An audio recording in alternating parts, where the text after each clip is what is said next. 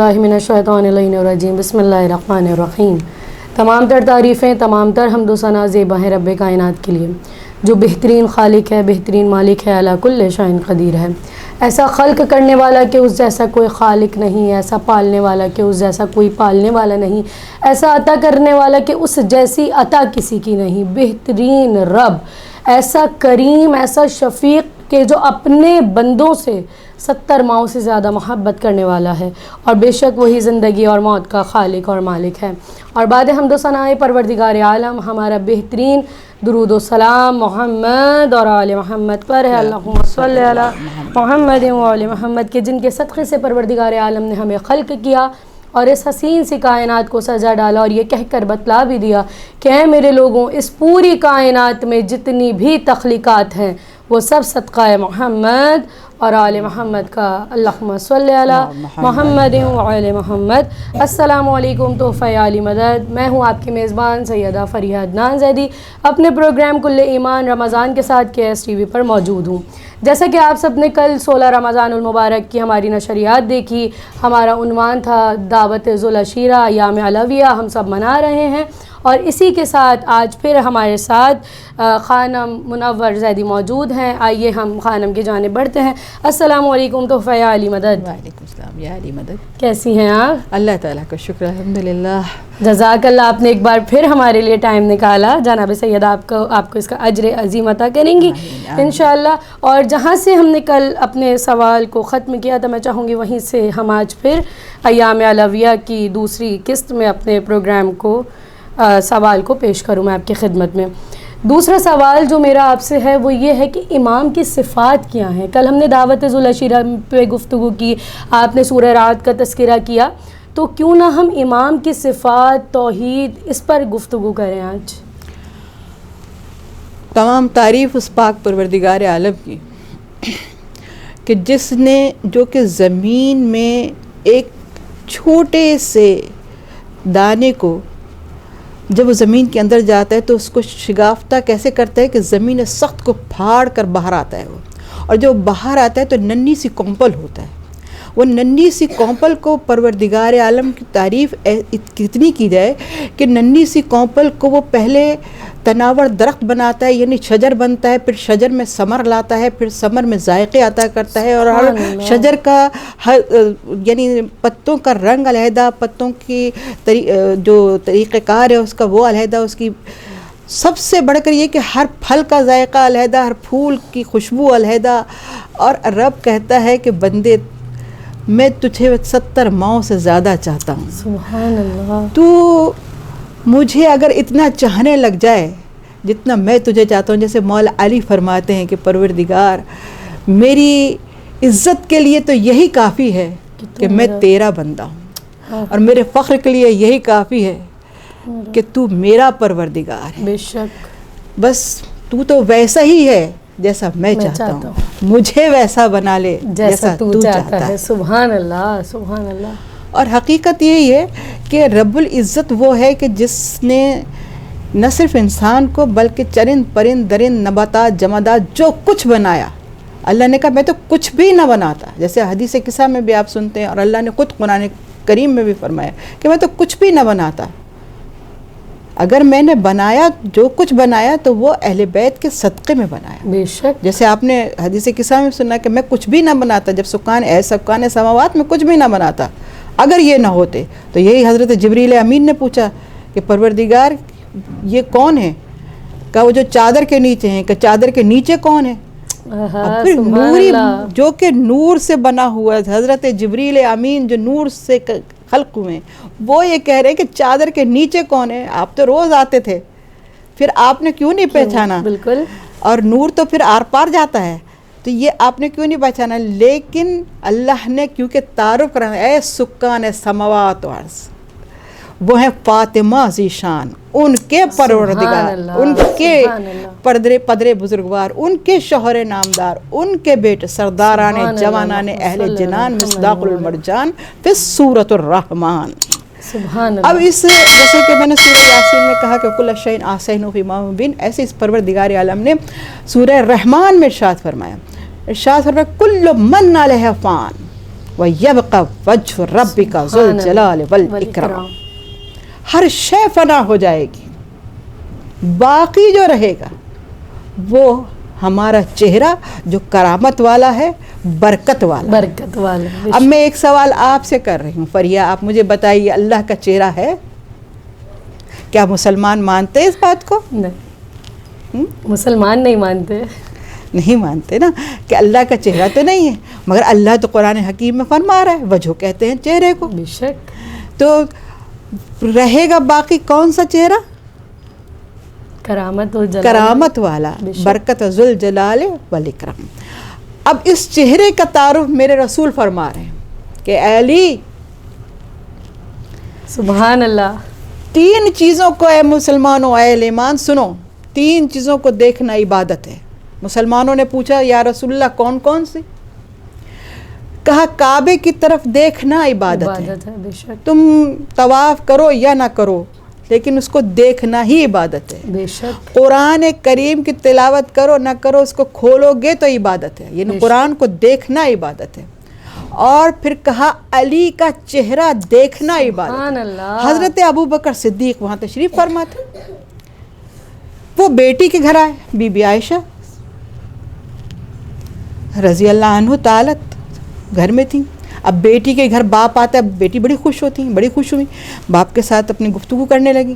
کہنے لگی بابا سے جب گفتگو کریں اتنی دیر میں مولا علی تشریف لے آئے.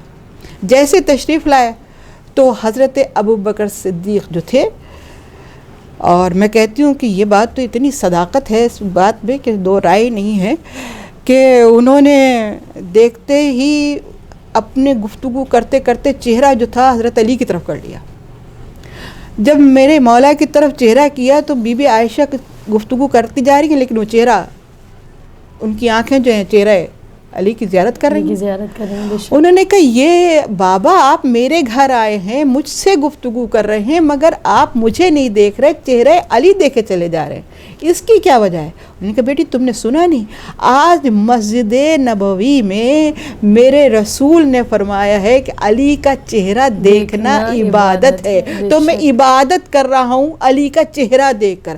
تو بی بی تو بڑی دور اندیش تھی نا، بہت صاحب عقل تھی، کہنے لگی کہ بابا چہرہ تو جب تک ہے جب تک علی ہے، تو مسلمانوں کی عبادت مکمل کیسے ہوگی اگر علی جب چہرہ جب نہیں رہے گا؟ تو انہوں نے کہا بیٹی میرے رسول نے اس سے آگے بھی فرمایا ہے. کہا اس سے آگے کیا فرمایا ہے؟ کہا اس سے آگے یہ فرمایا ہے کہ علی کا چہرہ دیکھنا عبادت ہے، علی کا چہرہ نہ ہو تو علی کا ذکر عبادت ہے. بی بی بڑی دور اندیش تھی، کہہ لیں گے اگر ذکر پر بھی پابندی لگ جائے، اور لگی تھی بالکل، کہہ لیں گے علی کے ذکر پر بھی پابندی لگ جائے تو پھر مسلمانوں کی عبادت کیسے ہوگی؟ کہہ لیں گے علی، اس سے بھی رسول نے آگے فرمایا ہے، رسول نے فرمایا علی کا چہرہ دیکھنا عبادت، علی کا ذکر عبادت، اگر ذکر پر بھی پابندی ہو تو علی کی محبت کو دل میں رکھنا عبادت. میں یہاں پر ایک شعر کہنا پسند کروں گی کہ علی ولی سا نہیں کوئی نبی کے سوا، یہی عقیدہ حقیقت میں ایک سعادت ہے، اور تمہارے پاس عبادت گزار ہوں گے بہت، تمہارے پاس عبادت گزار ہوں گے بہت، علی وہ ہے کہ جسے دیکھنا عبادت. سبحان اللہ. اسی لیے تو علامہ اقبال نے شعر کہا کہ اسلام کے دامن میں بس اس کے سوا کیا ہے، ایک ضرب ید اللہ ہی، ایک سجدہ شبیری. سبحان اللہ، سبحان اللہ. تو اسی کے ساتھ امام کی جو صفات ہیں اس کو تھوڑا سا بیان کیجیے. امام کی صفات سب سے بڑی چیز یہ ہے کہ دیکھیں امام جو ہے وہ پیشوا ہے، رہنما ہے اور لیڈر ہے، یوں سمجھنے اس لیڈر ہے، لیڈ کرتا ہے. امام ہر مشکل کا حل آپ کو دیتا ہے. بے شک. اگر امام سے آپ کی بہت زیادہ آپ انسیت رکھیں گے اور آپ جتنے قریب ہونا چاہیں، دیکھیں کعبہ آپ کے پاس نہیں آتا، آپ کو کعبے کے پاس جانا پڑتا ہے. خدا بے شک آپ کی شہرک کے قریب ہے. اور ایک شعر مجھے یاد آ رہا ہے کہ ہٹ جائے گر امام وقت درمیان سے، لاکھوں بلائیں ٹوٹ پڑیں آسمان سے. امام جو ہے وہ بلاؤں کو روکے ہوئے ہیں. یعنی اب یوں سمجھیں کہ زمین ہے، زمین پر مخلوق ہے، مخلوق کے ساتھ ایک امام ہے بیچ میں، اور اس کا واسطہ ہے پروردگار عالم سے. میں اور آپ امام نہیں بنا سکتے. بے شک. جیسے کہ حضرت موسیٰ نے کہا کہ پروردگار مجھے ایک میرا وسیع بنا دے، کیونکہ میں جو ہوں میری زبان کی گرہ ایسی نہیں ہے کہ میں بیان کر سکوں، لوگ آرام سے میری بات سن سکیں.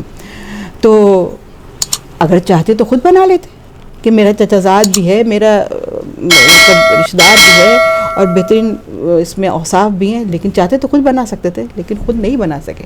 یعنی میں اور آپ امام نہیں بنا سکتے. جیسے میں نے آیت بھی پڑھی ابھی پچھلے پروگرام میں کہ اللہ بناتا ہے، ہم بنائیں گے امام اور وارث.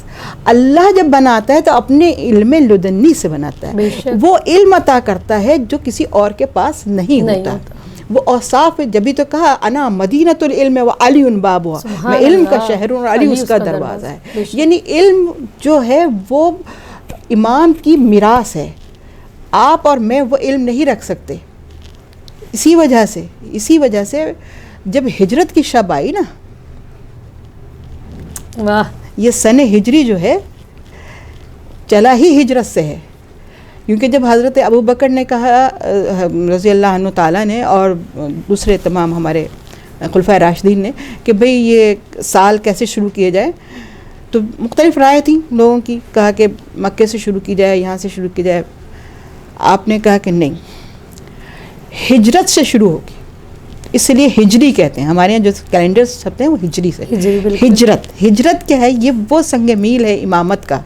اب یہاں پر آپ کو میں امام کی اوصاف بتانا چاہ رہی ہوں کہ آپ اس کو سمجھیے گا، اور اپنے میں سننے والے جو ہمارے سنیں اس پروگرام کو تو اس وساست سے سمجھ سکیں کہ امام کی شخصیت کیا ہوتی ہے، امام کیا ہے، لیڈ کیسے کرتا ہے، وہ اپنی امت کو کیسے لیڈ کرتا ہے. میرے رسول کے پاس تو بہت سارے لوگ تھے، جان فدا کرنے والے اصحاب تھے، موجود تھے، لیکن آپ نے کسی اور کو نہیں چنا. عمر تھی میرے رسول کی اس وقت 52 یا 53 کے درمیان. میرے مولا علی کی عمر تھی 19 سے 20 سال کے درمیان. اب مجھے آپ بتائیے جینے کے دن کس کے زیادہ تھے؟ مولا کل کے. جوانی کے دن زیادہ جینے کے ہوتے ہیں نا. لیکن ہجرت کی شب میں چاروں طرف 40 قبائل نے گھیرا ہوا تھا، برہنہ تلواریں لے کر 40 قبائل کھڑے ہوئے تھے. لیکن رسول نے بلایا مولا علی کو اور کہا کہ اے علی، آج کی شب تم میرے بستر پر سو جاؤ، تمہارے سونے سے میری جان بچ جائے گی. بس یہ سننا تھا. آپ نے کہا آپ کی جان بچ جائے گی میرے سونے سے؟ کہا ہاں میری جان بچ جائے گی تمہارے سونے سے. اب بی بی عائشہ یہاں فرماتی ہیں کہ رسول کے چہرے سے اتنا نور ساطع ہوتا تھا کہ جب آپ تشریف لاتے تھے رات کے اندھیرے میں، دن کے سورج کی روشنی میں جو سوئی گم ہو جاتی تھی، وہ رات کے اندھیرے میں آپ کے چہرے کے نور سے، وہ روشنی کی وجہ سے وہ سوئی مل جایا کرتی. تو کتنا نورانی چہرہ تھا. اب جب اتنا نور، اتنی روشنی گھر میں موجود ہو اور گھر سے باہر کوئی چلا جائے تو اندھیرا ہو جائے گا نا. بے شک. تو پھر یقیناً متبادل آپ کو اتنا ہی نور، اتنی ہی روشنی، اتنا ہی بڑا بلب جلا کے رکھنا پڑے گا تاکہ وہ جو دشمن گھیرے ہوئے ہے وہ دھوکے میں رہے کہ وہ موجود ہے. رسول نے کہا اسی لیے اول ما خلق اللہ نوری انا علی من نور واحد، میں پہلا نور ہوں جس کو اللہ نے خلق کیا. میں اور علی ایک ہی نور کے دو ٹکڑے. اس لیے شب ہجرت آپ نے ان کو سلایا، بستر پر اپنے چادر اڑھا دی، ساری رات کھڑے رہے اور جب یہی سوچتے رہے کہ رسول سو رہے ہیں. اور جب اندر ابو جہل داخل ہوا ہے اور چادر ہٹائی ہے، مختصر کر کے سنا رہی ہوں بالکل اختصار کے ساتھ، کہ جب چادر ہٹائی تو چادر ہٹانے کے بعد کہا علی تم؟ کہا ہاں کیوں، تمہیں کوئی کام تھا؟ کہا محمد کہاں ہے صلی اللہ علیہ وسلم، اللہم صلی اللہ علیہ وسلم. کہا مجھے کیا پتا، مجھے دے کر گئے تھے، مجھے رکھوا کے گئے تھے. سبحان اللہ. واہ. تو کہنے لگے کہ نہیں، لیکن تم یہاں کیوں لیٹے؟ آپ نے اتنی زور سے تماچا مارا ہے ابو جہل کے کہ ادھر کا منہ ادھر ہو گیا تھا، ابو ادھر اور جہل ایک طرف ہو گیا تھا. تو بس یہ سب سے بڑی بات یہ کہ اللہ نے اس سونے کو ایسا خریدا ہے کہ اللہ نے کہا یہ سونا ہمیں اتنا پسند آیا ہے کہ ہم نے خرید لیا. اور قرآن میں آیت آ گئی کہ نفسوں میں کچھ نفس ایسے بھی ہیں جو اپنی مرضی کے عوض میں، اپنے نفس کے عوض میں ہماری مرضی کو خرید لیا کرتے ہیں. جزاک اللہ. سبحان اللہ. سلامت رہیں آپ. اور اس شعر کے ساتھ اپنے آج کے پروگرام کو اختتام کریں گے کہ دست قدرت کے اشارے کو علی کہتے ہیں، حق کے پر نور کے نعرے کو علی کہتے ہیں. جس کو ڈوبا ہوا سورج بھی پلٹ کر دیکھے اس کو ہم اپنے عقیدے میں علی کہتے ہیں. اور آپ تو کہتے ہیں علی کا سہارا ہے بدعت, ہم تو نبیوں کے سہارے کو علی کہتے ہیں. اور اسی کے ساتھ اب اپنی میزبان سیدہ فریاد نانزیدی کو KSTV کی نشریات کل ایمان رمضان سے اجازت دیجیے. ملیں گے کل 18 رمضان المبارک کو نئے پروگرام کے ساتھ. جب تک کے لیے اللہ حافظ, فی امان اللہ.